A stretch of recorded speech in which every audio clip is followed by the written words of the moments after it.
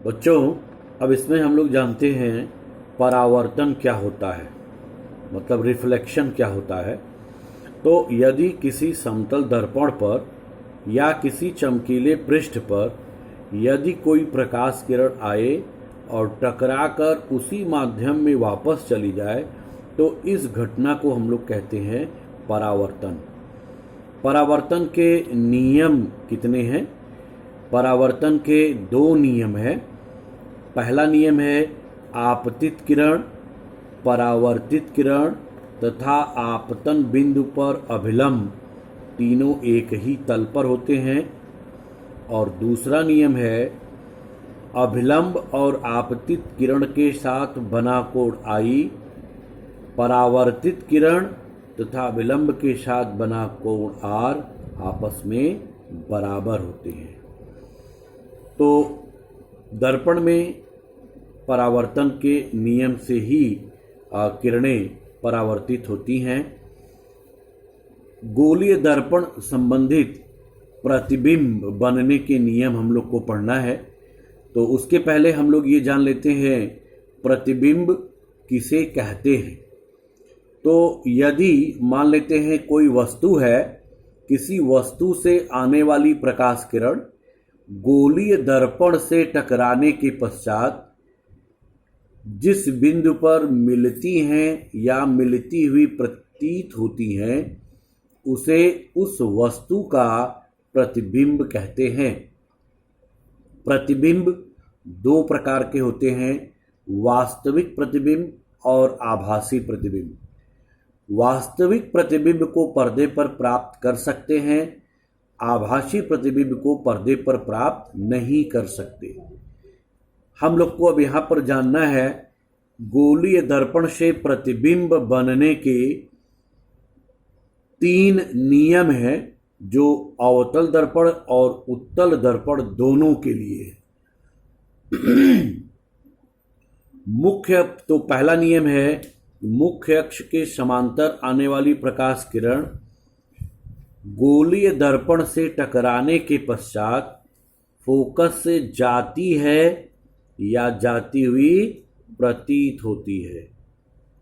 दूसरा नियम है वक्रता केंद्र से आने वाली प्रकाश किरण गोलीय दर्पण से टकराने के पश्चात अपने मार्ग में वापस लौटती है या लौटती प्रतीत होती है।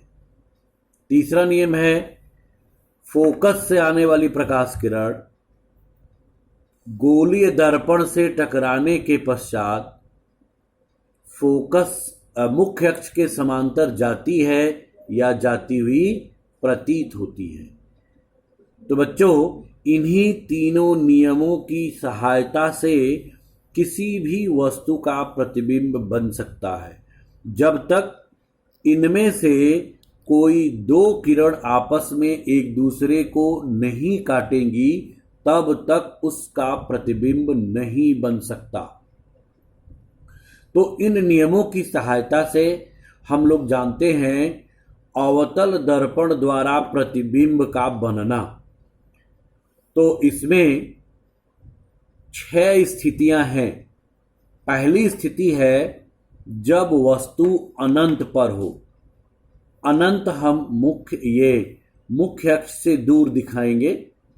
तो जब वस्तु अनंत पर हो, और वस्तु को एरो द्वारा प्रदर्शित करते हैं हम लोग। जब वस्तु अनंत पर हो तो यहाँ पर वस्तु रहेगी, तो प्रकाश किरण इन्हीं तीनों नियमों में से कोई दो हम लोग यूज करेंगे।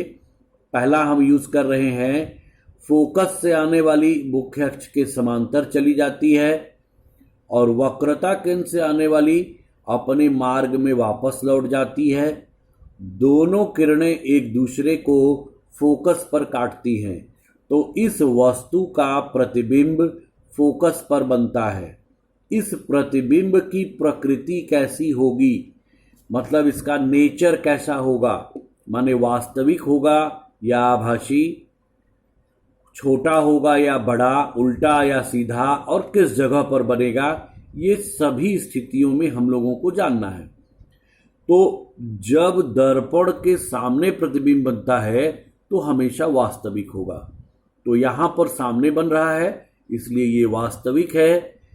और ये छोटा बनेगा। और देख रहे हैं वस्तु अगर इस तरह है, इसका जस्ट ये नीचे की ओर हो जा रही, तो ये उल्टा बनेगा। और किस स्थान पे बन रहा है? फोकस पर बन रहा है। शेष स्थितियां अगले वीडियो में हम आपको बता रहे हैं। बच्चों, अगर आपको ये समझने में अच्छा लगा या आसान कहीं अगर आपको प्रॉब्लम है तो आप पूछ सकते हैं। और यदि आपको ज़रूरत हो तो हम आपको नोट्स भी इसका दे देंगे। अगर आपको समझने में जहाँ भी दिक्कत होगी आप बार बार पूछ सकते हैं। तो मेरे इस चैनल को सब्सक्राइब करना, लाइक करना आप नहीं भूलिएगा। यदि बच्चों इसमें कोई आपको कमी समझ में आए तो कमेंट करना नहीं भूलिएगा, क्योंकि आपके कमेंट से ही अच्छा सुधार हो सकता है। और आपको देखने के लिए इस वीडियो को थैंक यू।